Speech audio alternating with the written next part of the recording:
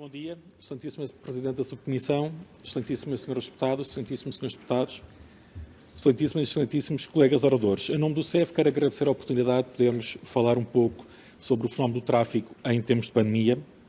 Ora, a pandemia levantou desafios extraordinários a nível do combate ao tráfico, exacerbando desvantagens, as pobrezas e as vulnerabilidades. A comunidade migrante, onde se inserem as potenciais vítimas de tráfico, viu-se afetada de sobremaneira pela pandemia de diversas maneiras. O tráfico é um fenómeno multidimensional. Tem três pontos essenciais: a angariação ao recrutamento, o transporte e a exploração.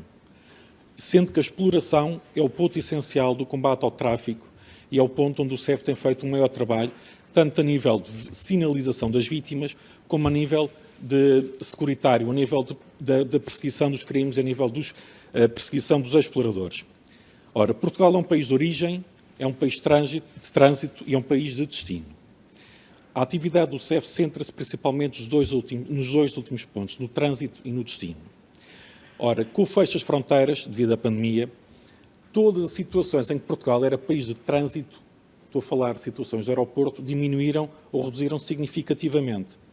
Das investigações que temos feito nesta altura, podemos dizer que os exploradores que se dedicavam à angariação em Portugal para efeitos de trânsito para Portugal ou para outros destinos europeus, viram a sua atividade reduzida. E, efetivamente, nas investigações que fizemos, eles viram-se na necessidade de terem atividades laborais perfeitamente convencionais, e porque viram que a sua atividade criminosa já não estava a ter rendimento devido ao fecho das fronteiras. Agora, relativamente a Portugal como país de destino, e aqui queria focar os dois pontos principais do tráfico de pessoas em Portugal, a parte sexual e a parte laboral. Obviamente, pela profissão que exercem, pela atividade que exercem, tanto a exploração sexual na construção civil, na agricultura, têm um risco elevado de contrair a Covid-19. Porquê? Por causa da falta de distanciamento social.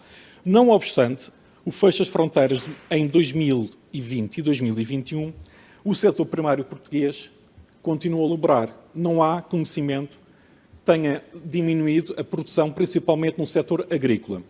Isto que quer dizer? Que o fecho das fronteiras não implicou a diminuição de mão de obra. Ora, daqui se conclui também que as pessoas, e estamos aqui a falar de potenciais vítimas que foram sinalizadas ao longo de 2020 e 2021, ou seja, em termos de pandemia, já estavam em Portugal à altura da pandemia. Portanto, não foram pessoas recém-chegadas. E daqui também temos que pensar aqui noutra situação. A mão de obra é um dos fatores de produção da atividade agrícola e de outras atividades laborais muito regulada. No entanto, nós temos a perfeita consciência que há uma violação constante e uma violação dos direitos laborais. Porquê? Porque há ordenados abaixo do razoável, há pagamentos que são feitos aos trabalhadores por quilo de colheita, por hora de trabalho, por dia de trabalho, e isso é contra a regulação do mercado de trabalho. Ou seja, há aqui um fator que é um dumping económico e é um dumping social destes migrantes que se veem assim como vítimas do tráfico de pessoas no contexto laboral.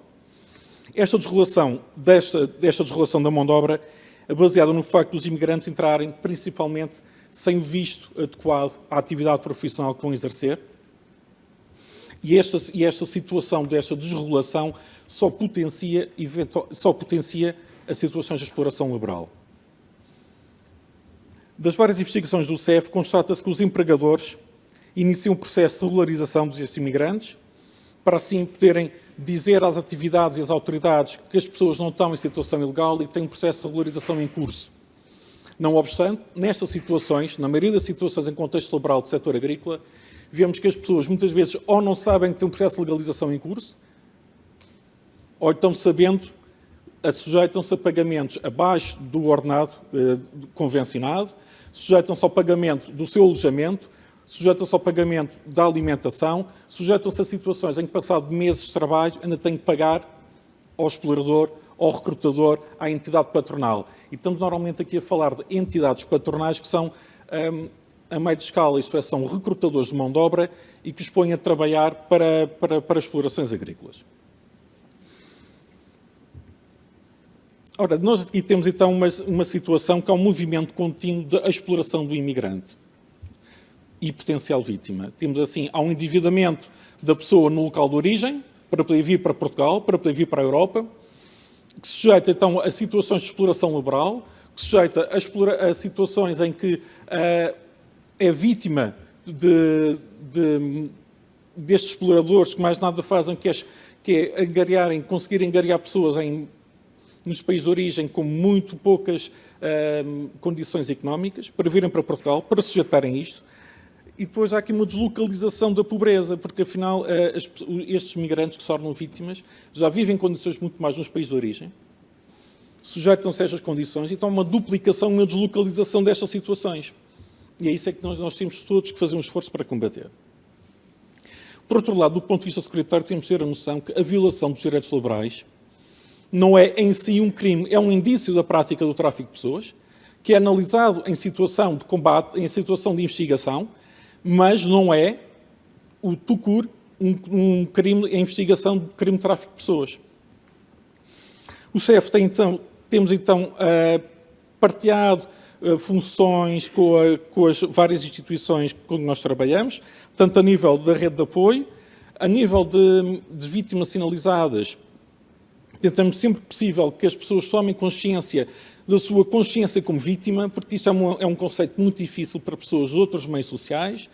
Então, e sempre que possível, e sempre que as pessoas estejam dispostas, tentamos tirá-las daquele meio opressor e possibilitá-la com a autorização de residência pelo artigo 109 da Lei dos Estrangeiros.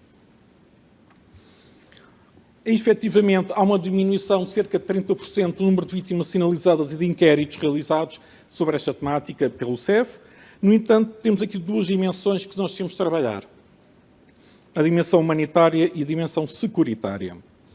Por um lado, é preciso acautelar e precaver as condições dignas das vítimas, é preciso identificar e protegê-las. Para identificar e protegê-las, temos de ter as autoridades no terreno, a ACT, as polícias, o Ministério Público, de modo a punir os infratores. Portanto, sem estas duas dimensões, o trabalho que é exigido das sociedades modernas será sempre incompleto e o Portugal do século XXI tem que combater este fenómeno, tanto do ponto de vista, principalmente, onde nós temos o maior número de vítimas em contexto laboral. E, por último, quero deixar aqui o ponto que, não obstante tanto o CEF como todas as entidades com que colabora, mantém o desidrato de combater o tráfico de pessoas, acautelando desde logo a salvaguarda e a defesa da dignidade humana das vítimas. Muito obrigado. Bom tempo.